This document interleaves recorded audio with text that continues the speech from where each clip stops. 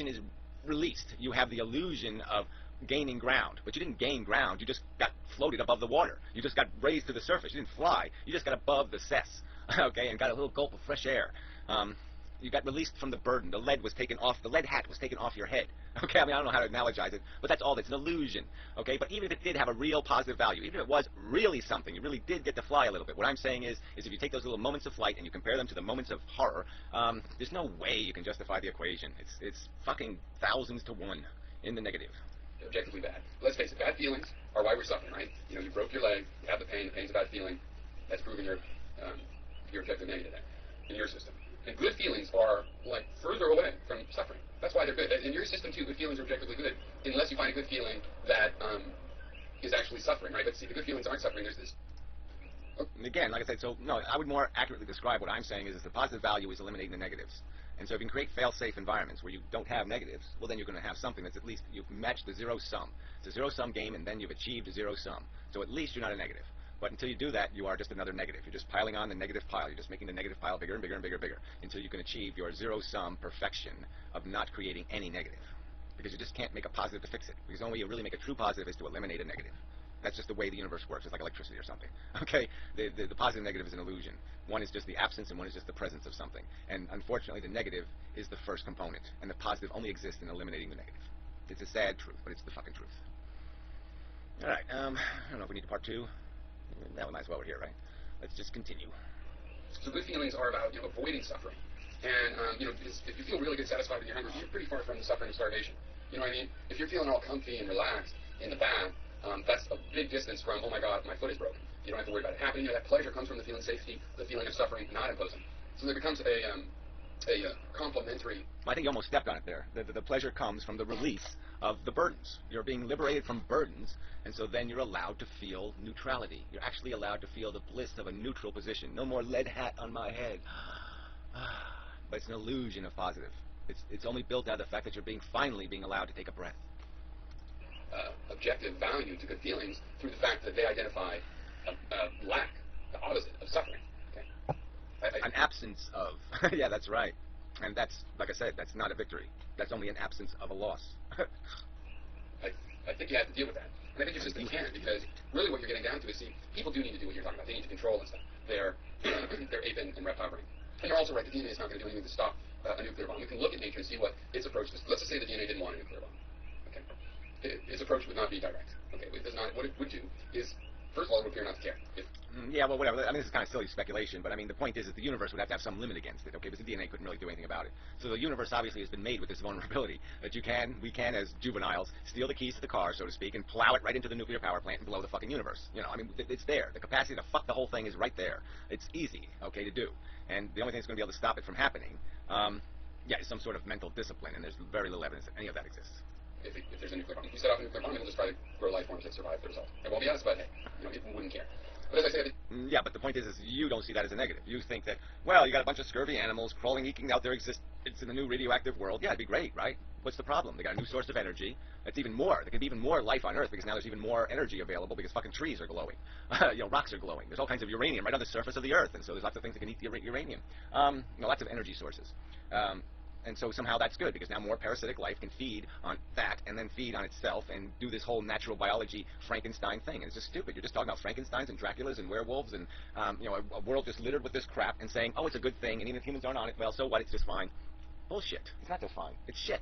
Take care. The way it works is through the nature feedback, right? You set off a nuclear bomb, and nature punishes your species. You face whatever the physical law consequence is. Yeah, well, why might I give a fuck about the species again? Even that's kind of... you're going to so bend human psychology that now it has to care about whether the species survives. No other organism does any of that crap. It just isn't part of the agenda as a feeling, okay? And then as an intellectual thought, you can't make it either. And it's only by perverting the intellect that you can make the feeling thing think it has purpose and meaning. It's that kind of a perversion. It's exactly the opposite of intelligence. It's completely delusionary stupidity that compels human beings to think there's purpose in perpetuating stupidity. And if you set off nuclear bombs, you kill 90% of the people, that still leaves 100 million people in the world or something, I think they're likely not to do it again. Or at least more likely. Yeah, that's hilarious. It's just fucking hilarious.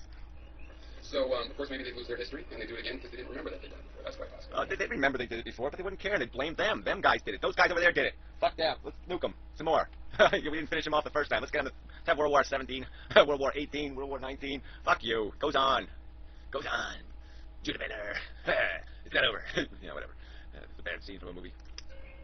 And when you talk about the price being too high, I mean, I just don't really want to accept that kind of thing because, because it's stinky, right? Well, that's a stinky idea, man. That's a real downer. It's a real boner killer. Oh, God, life is pointless and stupid. I really don't want to have to go there. Too bad. It's the fucking truth. For some animals, given bad environment, they would die of what they used to call consumption. Just a depression, don't eat, or refuse to do their survival needs. They let themselves go and they die away.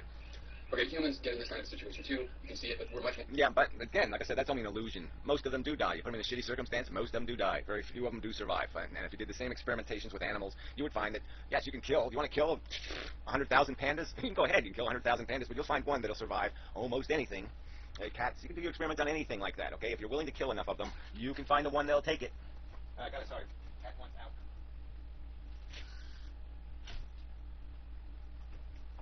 Ugh. Sorry, cat wanted to go adventure. More resilient than a lot of more delicate animals. So humans haven't built into their structure an agenda, like you were saying before. That includes kind of like, usually it is worth it. Just to have a chance, because maybe it's because we can visualize the future. But just to have a chance for your grandchildren.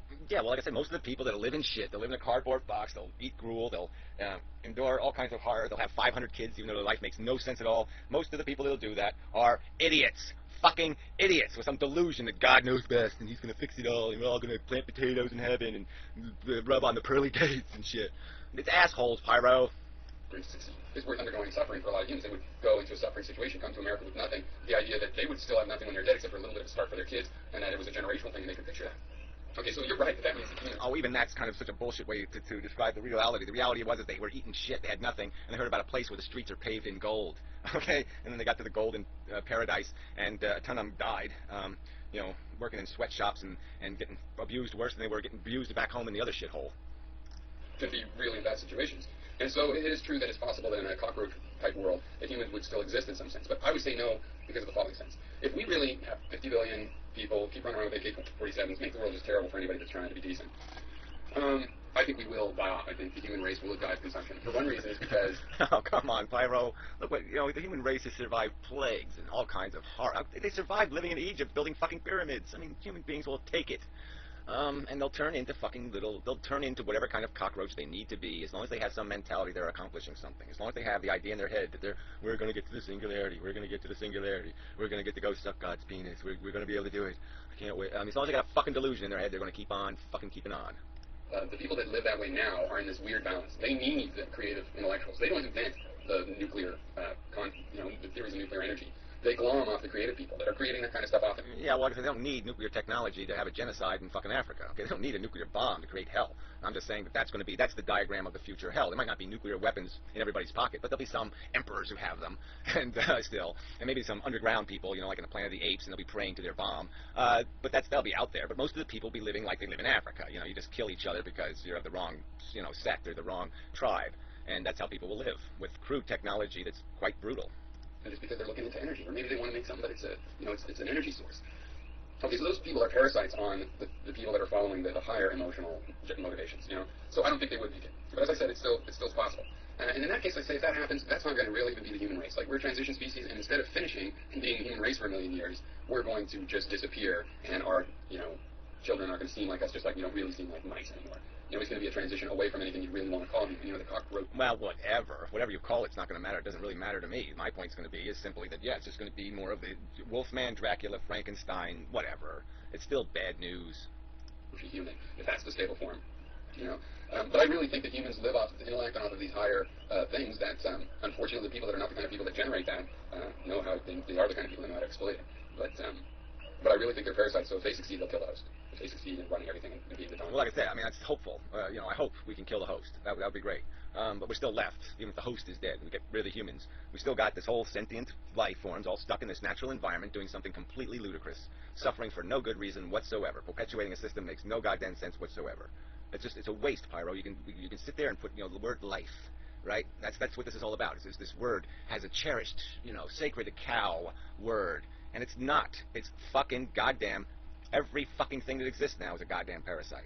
That's all it is. It's a bunch of parasitical little machines, and they'll do whatever it takes to get their machine into the future for no fucking reason but a compulsion built into them by a fucking piece of chemistry. Not by logic, not by a rational purpose, but by a chemical mandate. I mean, it's ludicrous. Biomass among the human species. In terms of 100 years, I already went with that. So, I had to record this and stuff. I probably went over a couple stuff twice. So, yeah, I think I covered everything. Okay, I don't think you did. No, look, it's a good conversation, but we've been here and done this, and like I said, the bottom line is going to be is this equation thing. Is there value in being an addict? And is this illusion of accomplishment a real accomplishment? Is this thing you're calling accomplishment, life, doing the survival thing, is it real, or is it an illusion? Is it a projection of your emotions and your desires and your want for that to be the truth? Or is there some kind of real, rational substance where we can say this accomplishes something besides creating a big pile of suffering for an illusionary satisfaction of an addiction? I mean, is this addict heroin? Or is this something other than addict heroin? Okay. Yeah, I know.